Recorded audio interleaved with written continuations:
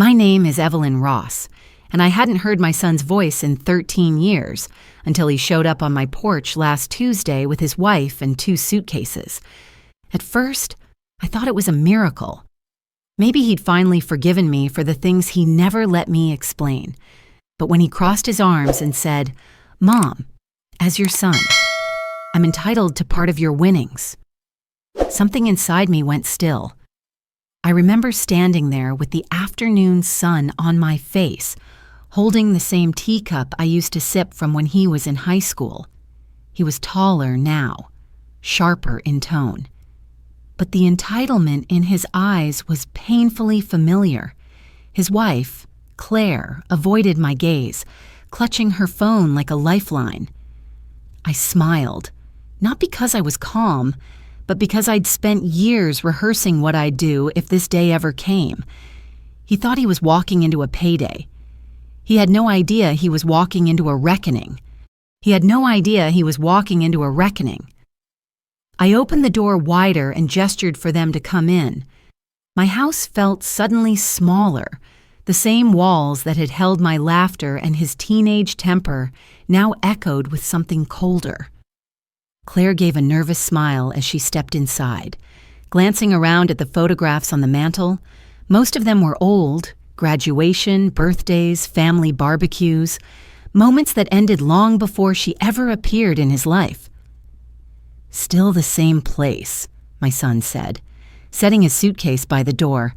His voice carried that blend of confidence and defensiveness he used to wear whenever he was about to ask for something big. I just nodded and poured tea, the way I always did when I needed time to think. The kettle's whistle covered the sound of my heartbeat. He looked uncomfortable, which gave me a small, guilty satisfaction. I asked about their trip, how long they planned to stay. He avoided specifics. Claire mentioned they'd take it day by day. Her tone rehearsed, polite, but her eyes darted to him before finishing each sentence. When I handed him his cup, he didn't say thank you. Instead, he said, "So, I heard you came into some money." There it was, the real reason he was here, dressed up as small talk. I took a sip, waiting. He continued, "It's not that we're asking for charity. Mom, we just think, after everything, you could help us out a little. We're family." Family. A word that used to warm me now felt like a blade turned backward. 13 years ago, after his father's funeral, he'd accused me of hiding money that never existed. He'd left my house that night shouting, "You chose him over me," a phrase that never made sense, because him had been his own father. After that, silence, birthdays, Christmases, even the day I had surgery, nothing but empty space. Now he stood in my living room, his expression carved from entitlement and desperation. I asked quietly, "How did you hear about my winnings?" He hesitated. "It's not a secret, Mom. The whole town knows. And we thought, maybe this is a chance to reconnect." Claire touched his arm gently, trying to soften the words. I noticed the tremor in her hand, the strain beneath her wedding ring. She wasn't the villain here, just a woman tied to a man who'd learned manipulation young.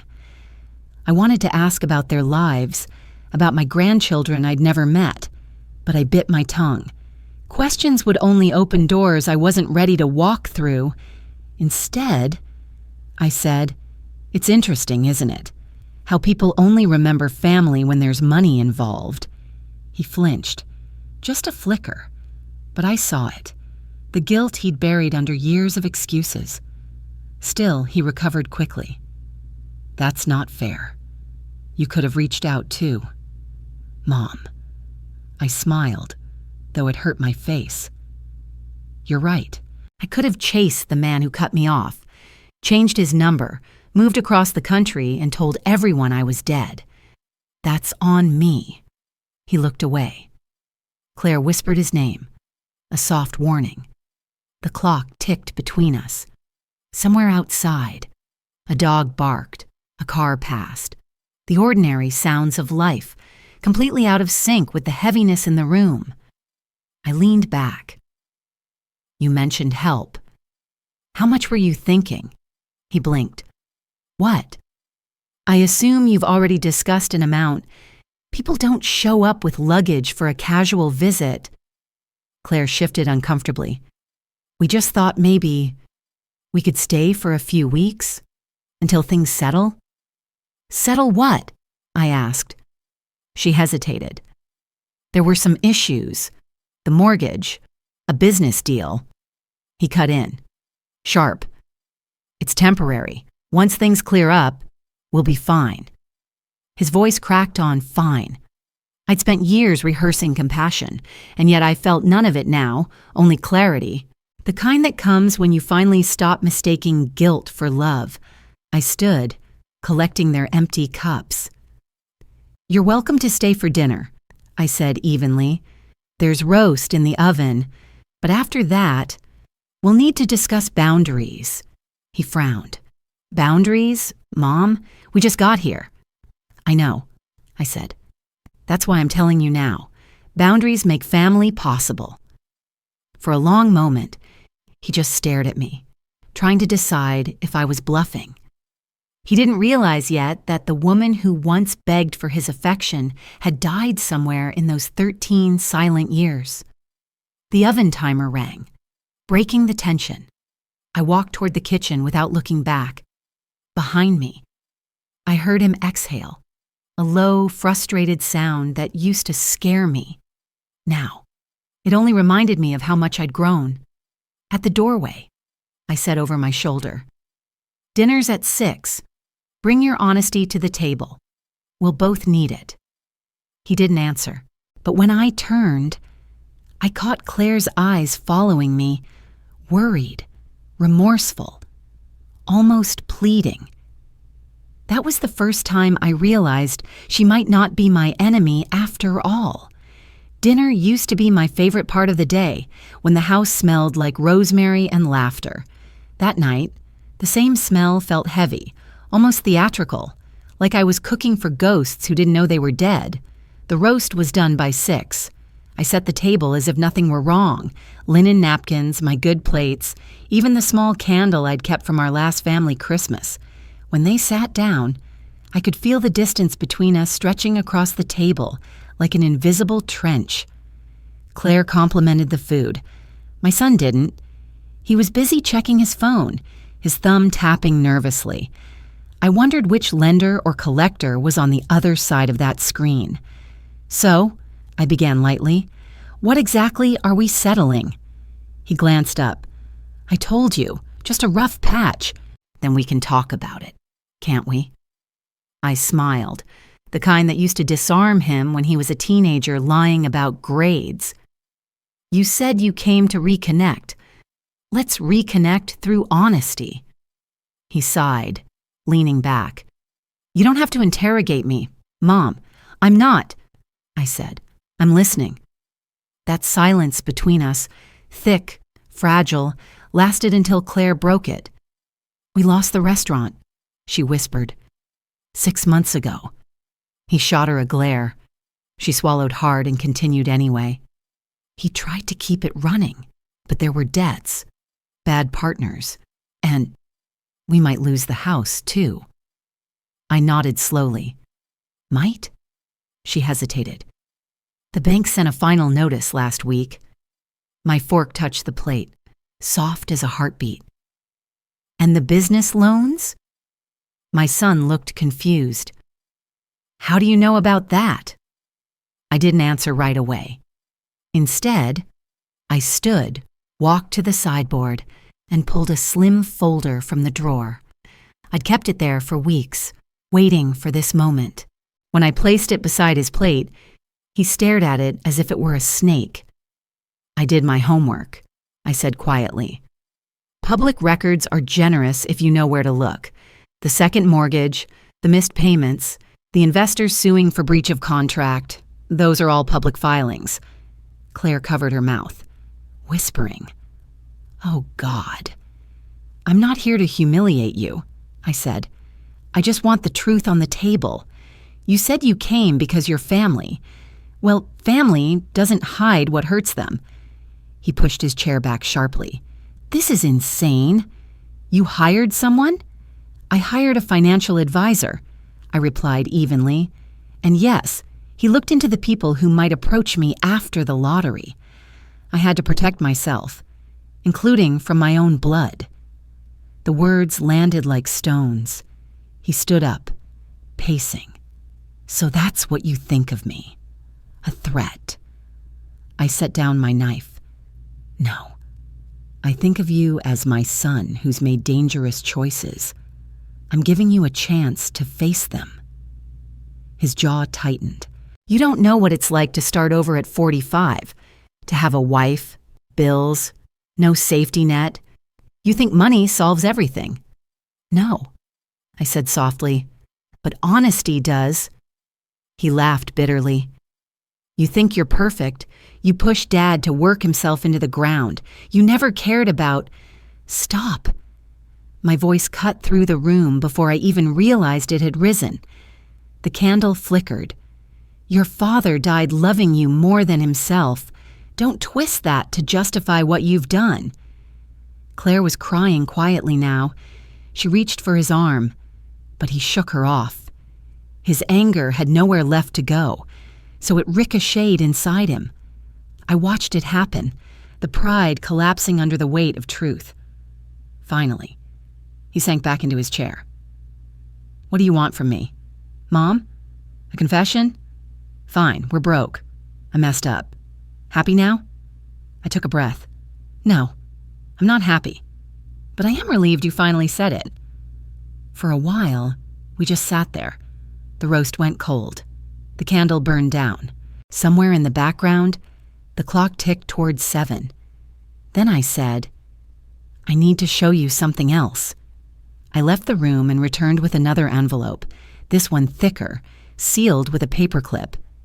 "A letter from Marcus Delaney." I said. "Ring a bell?" His face drained of color. That's not your business." "It became my business when I learned you borrowed from him using false collateral. He's giving you 48 hours to repay before he involves the district attorney. His lawyer contacted mine this morning." He stared at me, disbelief turning into panic. "You talked to him?" "I didn't need to. He reached out when he heard your last name. He assumed I'd cover your mistakes. I can fix it," he muttered, mostly to himself. "I just need time." "That's the one thing you've run out of," I said. "And money won't save you this time." Claire spoke up, voice trembling. "Mrs. Ross, please. We didn't mean for it to get this bad. He wanted to prove himself. Every deal went wrong and he couldn't admit it." Her honesty hit me harder than his denial ever could. I sat down again, looking at both of them. "Do you want help or do you want rescue? They're not the same thing." Neither spoke. The only sound was the clock. I continued. "Tomorrow morning, my lawyer will send a proposal. It won't be charity. It'll be structure. Conditions. Real ones." He scoffed, but his voice cracked. "You'd do that after everything?" "Yes," I said. "Because I still believe in the boy I raised, but I don't believe his lies anymore." He looked away, eyes glassy, and whispered, "You don't understand. Mom, I was trying to protect us." "From what?" I asked. "From the truth," he said. That line hung in the air, sharp and fragile, like the last note of a song you don't want to end. The timer on the stove beeped again, long forgotten. I rose and turned it off, my hands steady. When I faced them, I wasn't angry anymore, just resolved. "I think that's enough honesty for one night," I said. "Tomorrow, we'll see if you're ready for accountability." As I walked to the door, I added quietly, "Sleep well. The world looks different in the morning." Behind me, I heard Claire whisper, "Thank you," as if forgiveness were already on the table. but it wasn't. Not yet. I didn't sleep that night. The house felt too quiet, like it was holding its breath with me. I sat in the kitchen, staring at the same clock that had ticked through his childhood, his rebellion, his absence. Each second sounded like judgment. By sunrise, the decision was made. At 9 sharp, I brewed fresh coffee and set out 3 cups. They came downstairs slowly, Claire looking fragile in the morning light, my son avoiding my eyes. He smelled of sleeplessness and pride. "Morning," I said evenly. "We have things to discuss." He rubbed his temples. "Mom, can we not start again? It's too early for—" "It's already late," I interrupted. "Sit down." He hesitated, then obeyed. I slid a folder across the table. Inside were printed pages, financial statements, legal notes, a draft agreement. "I spoke with my attorney this morning," I said. "If you want my help, these are the conditions." He scoffed. "You're kidding." "Conditions? I'm your son. I know exactly who you are." I replied quietly. "That's why they exist." Claire reached for the folder, her hands shaking slightly as she scanned the pages. "What are they?" I leaned back. 3 things. Simple but non-negotiable. He leaned forward, sarcasm dripping. "Let me guess. Grovel, confess, and disappear?" "No," I said. "Grow up, make amends, and rebuild." He rolled his eyes, but I continued before he could interrupt. Condition 1, therapy, individual, not couples, weekly sessions for 6 months. I'll pay for the first 3. After that, it's yours to continue or not. But no therapy, no support. He laughed bitterly. "Therapy? You think this is about my childhood?" "I think it's about accountability," I said. "You can't fix your life if you don't face the person who keeps ruining it." He looked away, muttering something under his breath. Condition 2, I went on, repayment. I'm offering you $25,000, not as a gift, but as a lifeline. It goes directly to a debt recovery program my advisor runs. They'll consolidate your payments, settle your legal fees, and put you on a structured plan. You'll sign every document yourself. No lies. No shortcuts. He blinked, stunned. "You'd do that?" "Yes," I said, "because I'd rather fund your accountability than your self-destruction." Claire's eyes filled with tears. "That's generous. It's necessary," I said softly. "And condition 3, work. Real work. You'll take a verified job, any honest job, and send proof of income for a year. If you skip a month, the agreement ends. This isn't about punishment. It's about rhythm. You need to feel the weight of earning again." He slammed his hand on the table. "This is insane. You're treating me like a criminal." "No," I said, meeting his eyes. "I'm treating you like a man who has a chance to change." He stood, pacing. "You're just trying to control me." "For the first time in years," I said, "I'm trying not to." He stopped, frowning. "Do you remember what your father used to say?" I asked.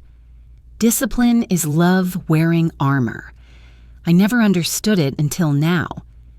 Claire reached for his arm again, whispering, "Please, just listen." But he was shaking his head, running both hands through his hair. "You don't get it. Mom, you never did. I'm drowning. And you're offering swimming lessons." I stayed silent for a long moment, letting the metaphor hang between us. Then I said quietly, "Better than watching you sink while pretending I can't see." He turned away, eyes glistening. The anger was starting to crack, revealing something raw beneath. I poured coffee into his cup and slid it toward him. "You have until 5 today. If you agree, I'll call my lawyer and we'll start the paperwork. If not, I'll step aside. Marcus will proceed legally. and I won't intervene."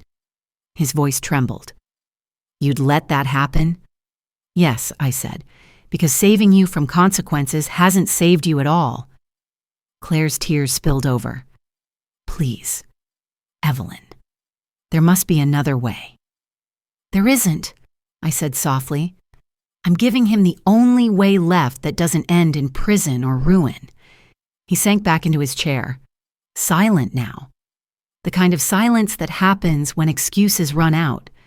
After a long while, he whispered, "And if I say yes, you'll forgive me?" I studied his face, the boy I once rocked to sleep, the man I barely recognized. "Forgiveness isn't a reward," I said. "It's a process. You'll earn it one honest day at a time." The clock ticked toward 10. He rubbed his face. "You've already talked to your lawyer?" "Yes, and to Marcus's attorney as well." He looked up sharply. "You what?" "I asked for an extension, 1 day," I said. "They agreed, but only until tomorrow morning. After that, they'll file charges." His jaw clenched. "So this is my only option." "It's your only chance," I said. "Use it well." He didn't reply. Claire reached for his hand again, and this time, he let her hold it. When I stood, I felt oddly calm. The storm had already passed inside me. "I'm going to the garden," I said. "You two should talk. When you've decided, you know where to find me." As I stepped outside, the sunlight hit my face. The roses I'd planted after his father's death were blooming again, brighter than I remembered. I breathed in the scent, steadying myself. Behind me, through the open kitchen window, I heard muffled voices, his frustration, her pleading, the sounds of two people wrestling with truth. I didn't listen. I'd spent too many years listening to pain. At 4:58 p. The back door opened. He stood there, disheveled, eyes red. For a long time, he said nothing. Then, quietly, "I'll do it. All of it." I nodded once. "Good." He stepped closer, his voice barely a whisper. "You really think I can change?" "I think you have to," I said. "And I think, deep down, you want to." He looked down, ashamed. "I don't deserve this." "Then earn it," I said. He nodded slowly. Claire joined him, her face a mixture of exhaustion and relief. As they turned to leave, I added, "We'll meet at my lawyer's office at 10 tomorrow. Don't be late." He paused, glancing back. "You always were the toughest woman I know." "No," I said, almost smiling. "Just the most tired one." When they left, I stayed in the garden until the light faded. The evening felt heavier but cleaner, like a wound finally beginning to close. Tomorrow would decide if the healing was real or just another performance. 2 years have passed, and my house feels lighter now. The same walls that once echoed with silence and tension hum softly with peace. Mornings begin with the smell of coffee and sunlight filtering through lace curtains. Simple things that used to feel impossible when I lived in constant anticipation of the next crisis. Sometimes I still look at the old clock on the mantel, the one that ticked through every argument, every heartbreak, and realize how long it's been since time felt like an enemy. I don't count the days anymore. I just live them. My son, Daniel, kept his word. He attended therapy every week, even when it got uncomfortable. At first, I thought he was doing it just to please me, to keep the deal intact. But over time, his tone changed. The defensiveness fell away. His phone calls became less about excuses and more about progress. He found a job at a construction company in Denver. Steady work, long hours, honest pay. He sent me a photo one morning, him in a hard hat, grinning like a kid again. I remember staring at that picture, coffee growing cold in my hand, realizing that sometimes redemption doesn't arrive in grand gestures. It shows up quietly, in sweat and effort. Claire wrote me letters, too. She told me about the first night they slept without debt collectors calling, about Daniel learning to cook, about how he said, "I'm sorry," and actually meant it. Her words were simple, but heavy with sincerity. Last Thanksgiving, they invited me to their home. I almost said no, afraid of what memories might surface, but something inside told me to go. The table was small, the turkey slightly overcooked, but the laughter was real. After dinner, Daniel handed me an envelope. Inside were payment receipts, a note from his therapist, and a short letter in his handwriting. For every dollar I owed, and for every moment I made you doubt you were a good mother. Thank you for giving me a chance to become one myself. I didn't cry. I just folded the letter carefully, looked him in the eye, and said, "You're forgiven, but forgiveness isn't forgetting. It's remembering without resentment." He nodded. No defenses left, no excuses. Just a quiet man owning his life. When I left that night, Claire hugged me longer than I expected. The kind of hug that says, "We made it through the storm." Now, when people ask if I regret helping him, I tell them the truth. I didn't save my son. I gave him the tools to save himself, because love without boundaries isn't love, it's surrender. And I stopped surrendering a long time ago. Thank you for watching. If you enjoy these family drama and revenge stories, please subscribe and join me for more every day.